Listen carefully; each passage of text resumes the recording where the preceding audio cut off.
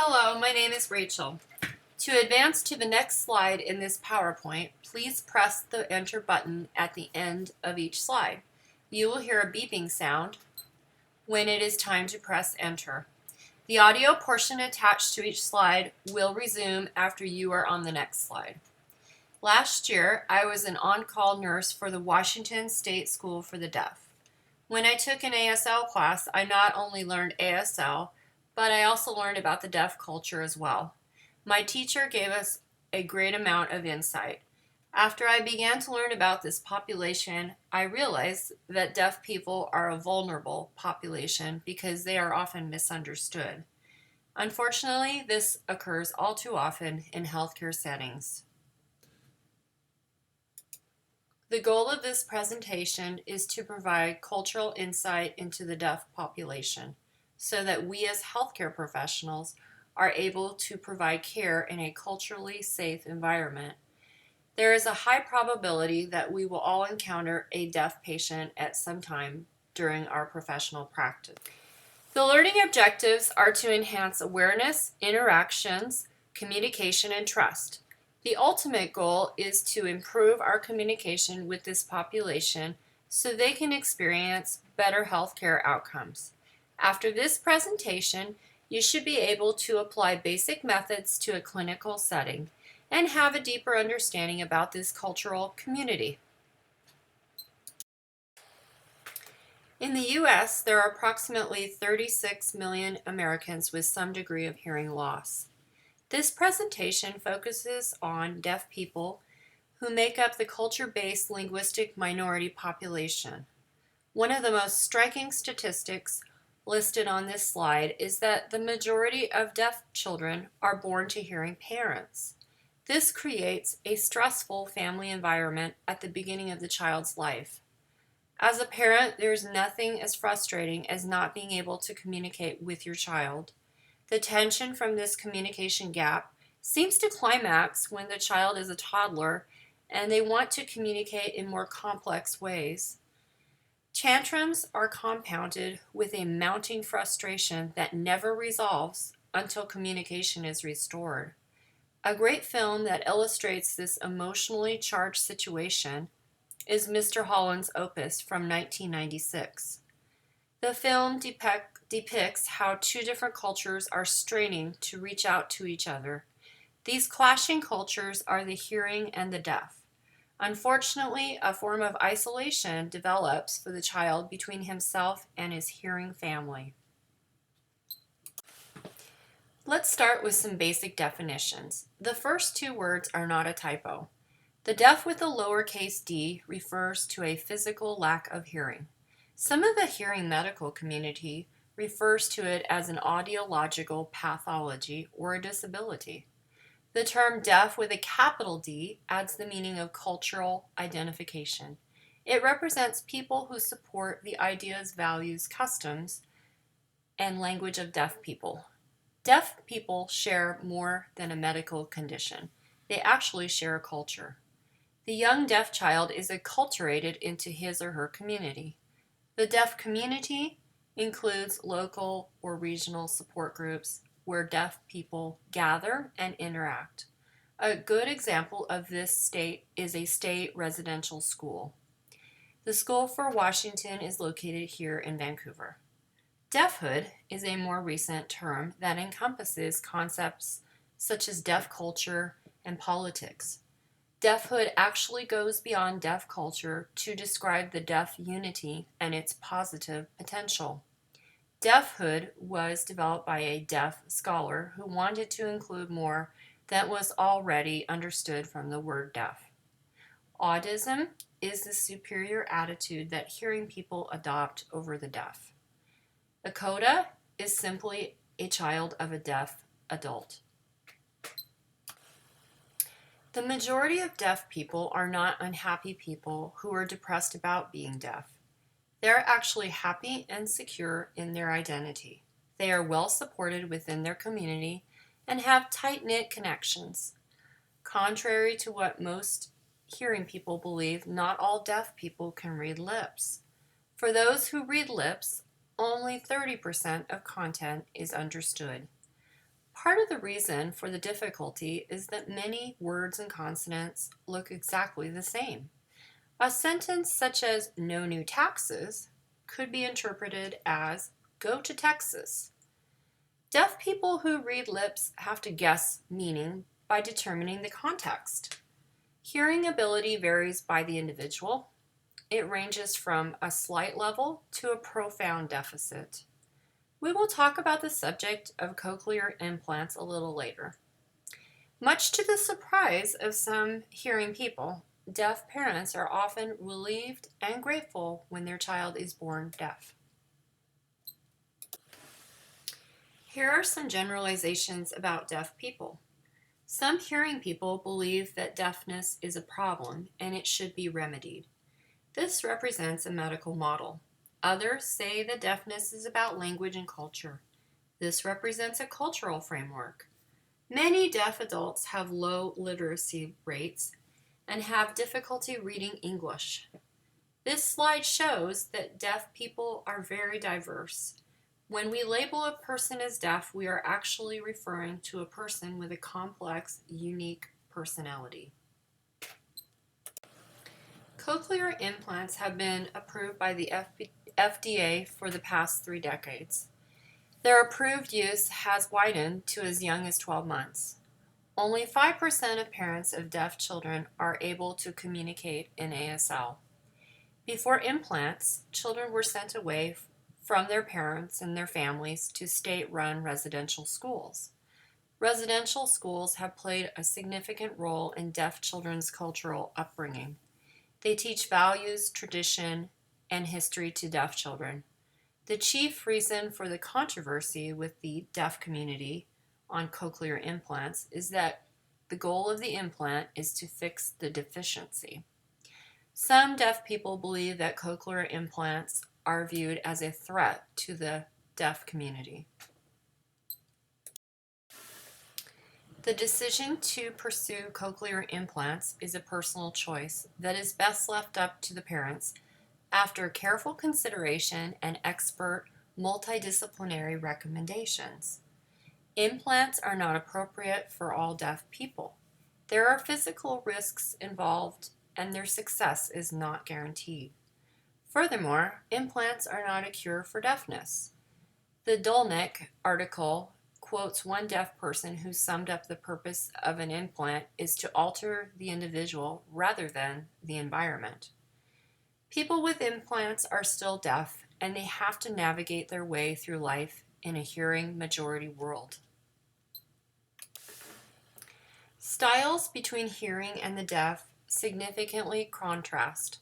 These differences reflect cultural influences. This list is not exhaustive. Eye contact duration is not exact, however, it is different enough that it can be awkward for some hearing people.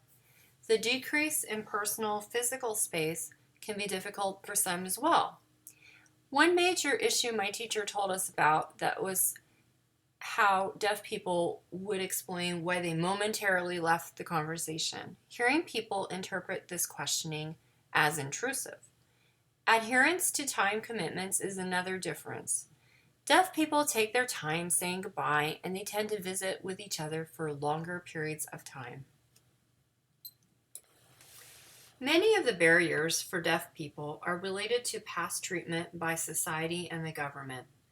Lack of trust and negative poor communication and stigmatization cause deaf people to avoid or postpone going to seek medical attention.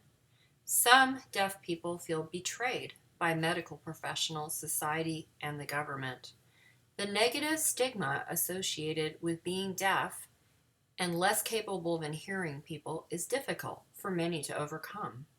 One common example is that deaf people are perceived as unable to drive. Of course, this is not the case. Deaf people drive all the time, and they do so without the distraction of a blaring radio. Some studies have shown deaf people as better drivers than hearing people. As healthcare providers, we need to do our part to improve our interactions with deaf people. We can also lead the way by changing the label disabled to capable or deaf. It's okay to say deaf. According to the National Institute on Deafness and other communication disorders, ASL is the fourth leading foreign language in the U.S. ASL can be used to express complex thoughts. It has a different word order than English, and it has unique grammar rules. ASL is over 200 years old, and its origins are linked to French Sign Language.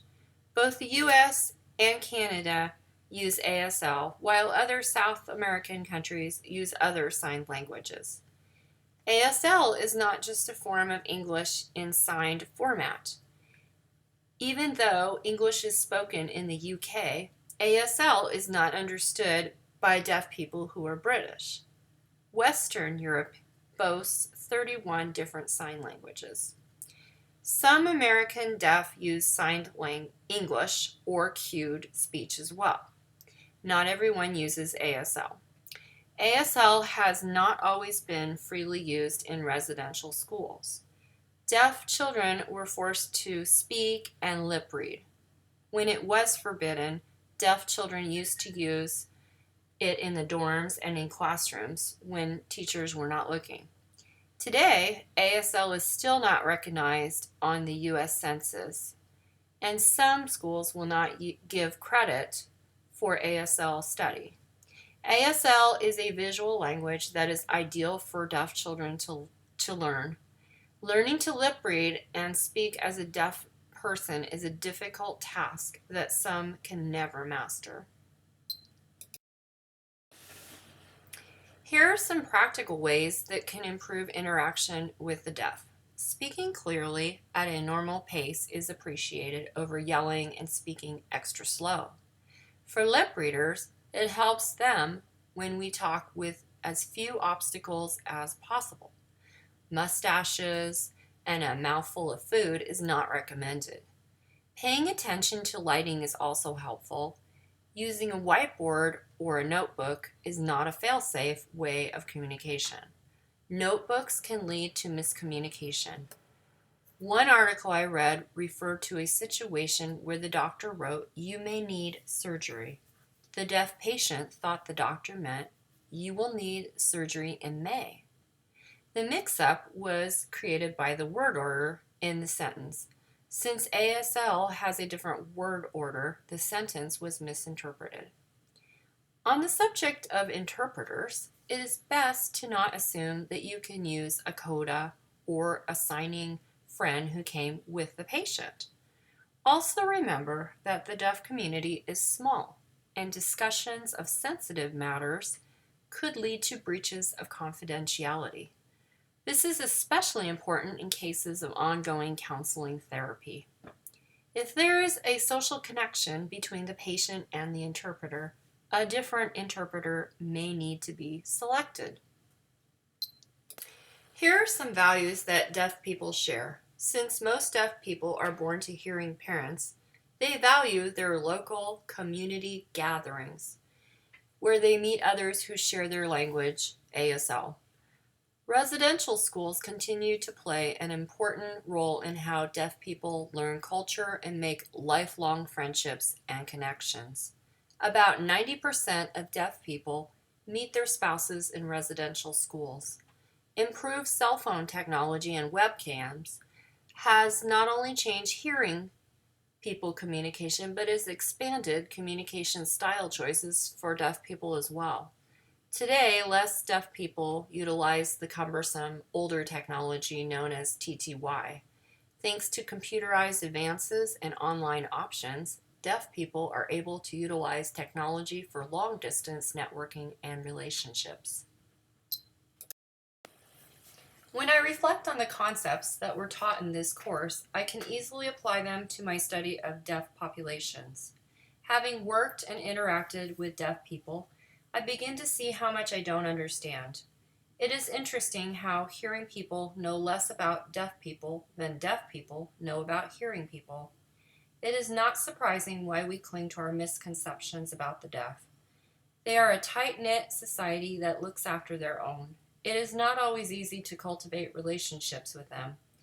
There is a communication barrier, and they are not a large population. As healthcare professionals, we need to apply the principles of cultural competence to deaf people. the same as we would with other ethnic groups. Helen Keller, who was deaf and blind, said something very insightful when she said that blindness cuts people off from things. Deafness cuts people off from people. Unfortunately, being deaf cuts people off from society and the opportunities that hearing people have access to. This communication gap also creates misunderstanding and isolation, which in turn yields healthcare and educational disparities. In order to overcome these obstacles, many deaf people have developed a strong sense of resilience. If you have a chance to view the TEDx video on the reading list, you would see an excellent example of resilience and the ability to overcome the limitations that society has cruelly set. Finally, as far as family health care is concerned, healthcare professionals need to assist families by educating them so they can make informed decisions when they are selecting health care and educational choices for their deaf children. Families with deaf children are fragile and vulnerable. They deserve our respect, and we are obliged to educate them so they can feel empowered enough to make effective, autonomous decisions. In conclusion, deaf people continue to fight to be understood. They want to have the right to make choices about their education and medical procedures. Autonomy is high on their priority list. They are tired of hearing majority discrimination and stigmatization. Deaf people are proud of their heritage and their history. Disability is a social construct that the deaf interpret as limiting. In closing, I want to leave you with a famous quote by the first deaf president of Gallaudet University. He said, "Deaf people can do anything hearing people can do, except hear." I just want to thank you for your attention. Here's your first ASL lesson. My references follow on the next slides.